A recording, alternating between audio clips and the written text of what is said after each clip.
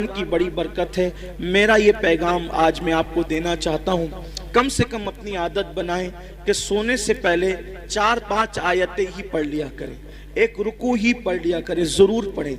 आप देखें कुरान शरीफ में एक सूरत है, कुरान शरीफ में एक सूरत है, अगर सोने से पहले उस सूरत को आप पढ़ लें, रोजाना पढ़ने की आदत डालें, तो ये सूरत की तासीर ये है कि आप जो सोचोगे वो होगा, जो सोचोगे वो होगा।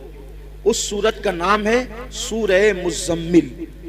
2 रुकू पर मुश्तमिल है ये सूरत और 5 मिनट से भी कम का वक्त लगता है। 5-6 दिन अगर आप उसको रेगुलर पढ़ेंगे ना सूरह मुज़म्मिल को, तो आपको ये ज़बानी याद हो जाएगी और आप सूरह मुज़म्मिल पढ़ने के आदी बने। जादू से बचेंगे, सहर से बचेंगे, बलाओं से बचेंगे, ये है। फिर भुखमरी से बचना है, फाका कशी और गुर्बत से, यानी मालदार बनना है। सोते टाइम सूरह वाक़िया की तिलावत कर। सूरह वाक़िया मालदार बनाने वाली सूरत है। एक मर्तबा हजरत सैयदना अब्दुल्ला इब्ने मसऊद रज़ी अल्लाह ताला, आपके विसाल का वक्त करीब था।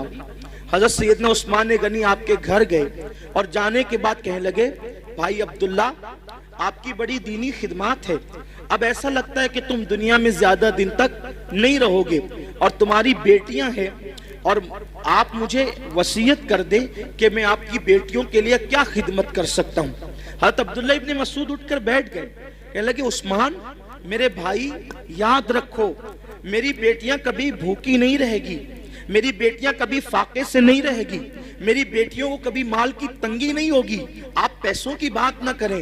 हजरत उस्मान गनी ने कहा, क्यों अब्दुल्ला, हम तो ये समझ रहे थे कि तुम्हारे पास माल नहीं है, इतने यकीन से जो बात कह रहे हो ऐसा लगता है कि शायद तुमने बेटियों के लिए बहुत माल इकट्ठा कर रखा है। अब्दुल्ला बिन मसूद कहते हैं, नहीं, बेटियों के लिए माल इकट्ठा नहीं किया है, मुझे अपने नबी के फरमान पे भरोसा है। अल्लाह के रसूल अलैहिस्सलाम ने फरमाया कि जो सोने से पहले सूरह वाक़िया की तिलावत कर लेगा उसके घर में कभी फाका कशी नहीं हो सकती। मैंने मेरी बेटियों को सूरह वाक़िया की तिलावत करने का आदी बना दिया है, जब तक वो सूरह वाक़िया पढ़ती रहेगी इंशाअल्लाह कभी उनको फाका कशी की नौबत नहीं आएगी।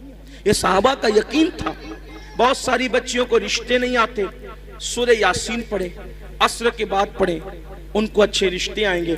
कुरान में सब है लेकिन कुरान पढ़ना नहीं चाहते, तावीज लेना चाहते हैं, तावीज लेना चाहते हैं, वजीफे पढ़ना चाहते हैं। कुरान से बढ़कर कौन सा वजीफा है वो बताएं ना आप, कुरान से बढ़कर कौन सा वजीफा है। देखो हुजूर गरीब नवाज रज़ी अल्लाह ताला जयपाल जोगी के सारे जादू का जवाब सिर्फ एक आयत से दिया है गरीब नवाज ने, उसको आयतुल कुर्सी कहते हैं।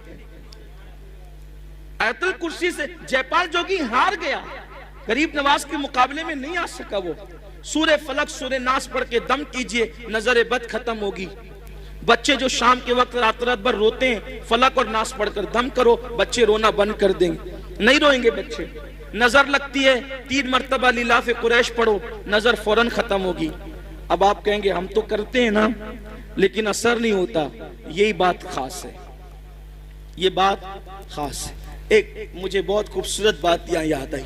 हमारे मुर्शिद आबरूए सिलसिले चिश्तिया शहबाज औलिया हजरत सैयदी बाबा फरीदुद्दीन गंज शकर रज़ी अल्लाह ताला, ये सिलसिला चिश्तिया की आबरू है। बाबा फरीद बड़े प्यारे बुजुर्ग हैं, बाबा फरीदुद्दीन। गरीब नवाज ने कहा था, कुतुबुद्दीन ऐसे शहबाज का तूने शिकार किया है कि इसके जरिए से क़यामत तक तेरा नाम जिंदा रहेगा।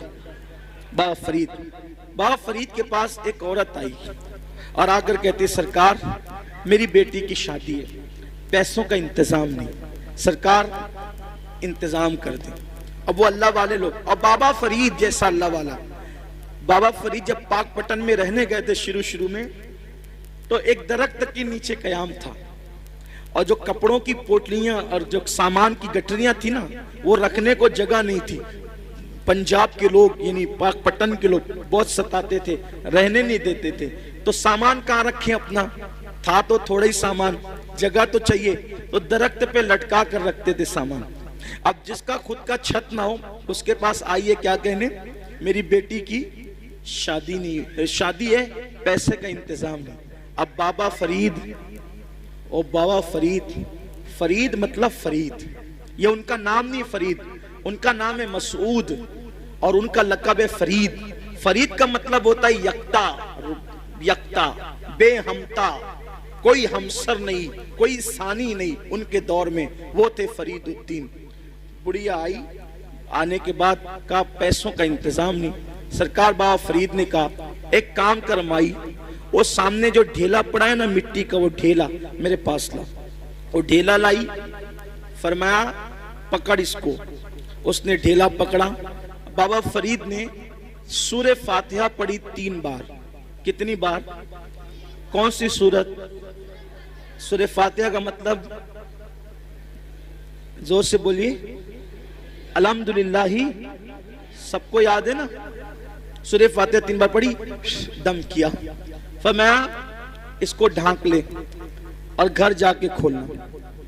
ढांक लिया, घर जाकर खोला तो वो सोना बन गई। मिट्टी क्या बन गई? सोना बन। अब वो शादी भूल गई। इंसान तो लालची होता है। बाबा साहब ने कितना आसान तरीका बताया मिट्टी को सोना बनाने का। उसने शादी भूल गई, बोला यार एक ढेले पे अगर पढ़ा नहीं है सूरह फातिहा तो फिर एक ढेले पे क्या पढ़ना। वो ढेले ही जमा करती रही मिट्टी के, पूरा घर भर दिया ढेले से। और जब रात हुई तो फातिहा पे फातिहा, फातिहा पे फातिहा, फातिहा पे फातिहा पढ़ती रही, फूकती रही, पढ़ती। रात से सुबह हो गई, वो मिट्टी के मिट्टी रही। उसने कहा बाबा साहब ने तो मेरे सामने यही पढ़ा था, इसके सिवा कुछ नहीं पढ़ा था, अब सोना बना दिया। और मैं रात भर पढ़ी, गुस्से में सुबह आई, कहा सरकार क्या बात है ये? फरमाया माई क्या हुआ, तेरा मसला तो हल हो गया, नाराज क्यों है? कहा कि आपने सूरह फातिहा पढ़ा तो मिट्टी सोना बन गई। मैं पूरी रात, आपने सिर्फ 3 बार पढ़ा था, मैं पूरी रात पढ़ पढ़ के फूकती रही, वो मिट्टी के मिट्टी रही। और सही बताना आपने फातिहा के सिवा कुछ पढ़ा था? कहा नहीं फातिहा ही पढ़ा था, कुछ नहीं पढ़ा था। तो कहा कि आप पढ़ते तो सोना, हम पढ़ते तो मिट्टी। बाबा साहब ने मुस्कुरा के कहा ओ माई फरीद जैसी जबान तो ला, फरीद जैसी जबान तो ला। किसी को टाइफाइड होता है, टाइफाइड का मर्ज, चाय पीता है तो कैसी लगती है? कड़वी। कैसी लगती है? बोलो चाय कड़वी है कि जबान कड़वी है? हैं? क्या कड़वी? आदमी कहता है चाय कड़वी है, आदमी क्या कहता है? चाय कड़वी नहीं है। अगर चाय कड़वी होती तो सबको कड़वी लगती। तेरी जबान कड़वी हो गई है, क्यों? क्योंकि तुझे बीमारी है, बीमारी की वजह से तुझे चाय कड़वी लग रही है। ऐसे ही जैसे टाइफाइड वालों को चाय कड़वी लगती है, वैसे हमें गुनाहों का टाइफाइड हो गया है। जिस दिन ये गुनाहों का टाइफाइड खत्म हो जाएगा, हम भी सूरह फातिहा पढ़ेंगे और मिट्टी सोना बनती चली जाएगी।